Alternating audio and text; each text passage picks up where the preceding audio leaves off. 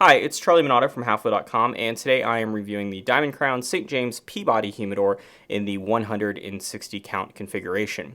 Now, for me, it hits the sweet spot of a desktop humidor. It's not the cheap $100 Chinese humidors that are going to have issues, and it's not a multi-$1,000 Davidoff or LE Blue. Instead, this is a 160 count humidor, which we'll get to capacity in a second, and it comes in at $575. And the other good part about this is that there are some other reputable brands that also make similar humidors of a similar quality with similar capacity and similar price points, all roughly in the $5 to $650 range. This is $575, so it's right sort of in the middle of those, and we paid $550 for this humidor about a year ago.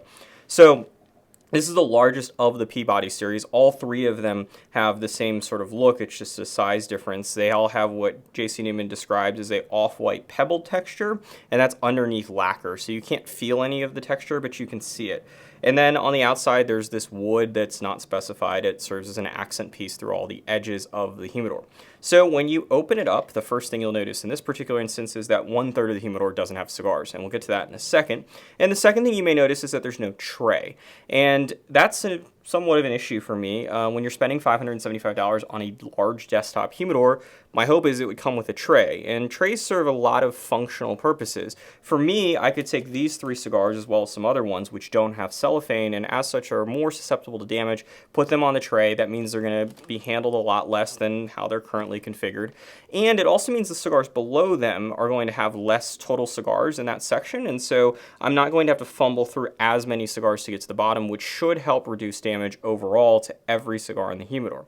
Now there's 2 somewhat downsides to the tray. The first is that it takes up space and you can't use the humidor as efficiently, but it's removable in almost every case that I've seen it implemented in, and so if you don't want it, you just get rid of it. And the second thing is that it costs additional money. Now this is a $575 humidor, so we shouldn't be trying to argue over features, I would hope. Now what's not removable are these grates at the bottom. Now this is becoming a feature that's more and more common in larger desktop humidors, particularly some of the more expensive ones like this. And the idea here is to help prevent or to help encourage airflow while also preventing damage to the cigars. I haven't really seen any studies to suggest either one are uniquely successful, or at least backed by math and science, but it does seem to make sense. Now, one disadvantage here is that this isn't removable. It's glued down into the bottom of the humidor, and this sidewall piece here is glued on top of it, or at least flush around it. So if you did want to remove this, you would definitely damage the grates and probably damage some other parts of the humidor.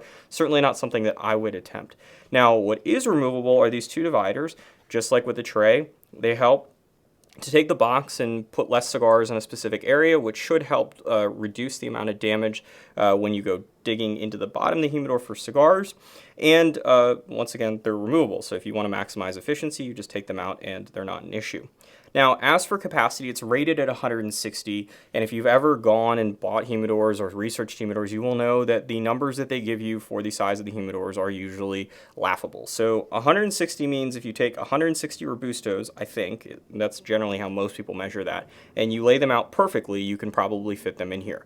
I certainly didn't try that. Instead, I put about 100 cigars. I pulled 81 actually out right before I shot this review, and there was certainly room for about 20 more. Now you'll notice I'm not just doing Robustos. There certainly is this small little Floricano right here, and then right behind that is this gigantic Asylum 13. So this is a variety of cigars of all different shapes and sizes, and I would say comfortably you're going to fit a little over 100. 125 would probably be the realistic amount where it would start to become somewhat of an issue and you'd have to do some Tetris work, but certainly 100, even 100 larger cigars, maybe not 7x70s, should fit in here without a problem. Other things that are included and removable are this Diamond Crown Humidifier. So this fills up with distilled water in the back to help with this small drain. J.C. Newman includes a small little like eyedropper type thing to help pump water in here without any spillage. Unfortunately, I proceeded to lose that pretty early on into my ownership of this humidor. You will notice that these back here, this is some metal, and that's because the entire lid is able to have magnetic attachments to it. So this just clamps on like that. And I was actually surprised for it included a humidifier. It performed quite well. It was a little bit over 70. I think it peaked at a little close to 73, right below that, 72.6 over the course of 6 weeks of testing, but generally stayed in the 71 to low 72s. For me, that's still a little bit bit high, and so I switched after those 6 weeks to using Bovedas, which is my preferred method. Now, the good news was that the humidor was pretty consistent, about 1 to 1.2% fluctuations in relative humidity, even with some pretty substantial temperature swings. And since I've had it over the course of a year, we've also had a lot of ambient humidity level changes. The humidor did get opened, I would say probably at least 2 or 3 times a week, some weeks more than others, and it held rock solid. I didn't have to reseason it, and the box is still holding humidity quite well, and that's even with me using only 3 Bovedas in here, which would be far less than the recommended. Boveda, I think, would tell me at least 4, if not 5, given the size of this humidor.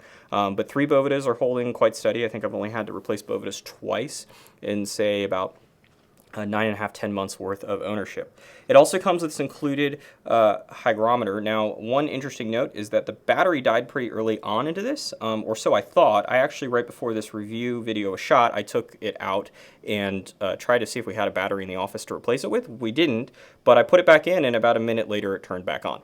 So mileage may vary. You may want to invest in a slightly better watch battery. It's a pretty standard size. And then the included hygrometer should work for you. Now, that's all of the functionality of the humidor, and in that regards, it gets very high marks. Things worked out very well, and I think you get what you pay for in that regards. Unfortunately, the finish of the humidor has me regretting my purchase a bit. There are some inconsistencies and some minor flaws on the inside. Things like this wood right here is not all the same color as this wood, and then these 2 corners over here are much lighter than either one of these corners. There's some random pieces of glue or sealant of some sort where the marks are a little bit obvious. Things that wouldn't be an issue at $100 or even $200, but at $575, you sort of want a better quality and better finished piece, and nowhere is that more obvious than in the front. Right down here below the lacquer is some scratching, and there's one particularly noticeable scratch. It's about 1/4 inch long, but it's right at the top of the lid. And unfortunately, it's below the lacquer, which means that A, it's not my fault, and B, there's no way to really get rid of it unless you know and have the experience to remove lacquer and then remove the scratch and put the lacquer back on, all without damaging the humidor. I certainly don't have the capability and presumably the tools to do so. And there's some other minor pieces, particularly around the exterior here, of other things below the lacquer that are now have lacquer on top of them, and as such are flaws that are going to be permanent in this humidor. On a scratch and dent model, these would be minor things that you'd be like, oh, no one would really notice. But on a brand new model right out of the box at $575, it's a problem. And it's particularly a problem when you factor in some other minor things. If we go to the back of the humidor, and I'm not going to flip it all the way over, I'll get some close-up shots. Inside here, there appears to be some like cotton or insulation pieces in both of these pieces of hardware sticking out. Once again, functionally, doesn't make a difference, but when you're comparing it to other humidors at the similar cost, it's just sort of unacceptable, even if the humidor works. And that's sort of where I'm left with the Diamond Crown St. James. It's certainly a solid humidor when it comes to how it's going to perform, but in terms of fit and finish, there's enough to be desired where making a recommendation is tough. I would say if it goes on sale, if you've got a gift card to a retailer or a coupon where you can get it for maybe $150 less, maybe even $100 less, certainly go out and buy it. You're not going to have any regrets about how it performs. But in terms of recommending one, particularly if you don't have the ability to inspect the humidor in a store before you purchase it, I would say look for some other options, particularly from Savoy and Daniel Marshall. So you can read a full review and some more detailed explanations about numbers and things like that on halfwheel.com. And you can check out our reviews of other humidors, whether they be desktop humidors, cabinet humidors, travel humidors, and all other sorts of cigar and cigar-related items.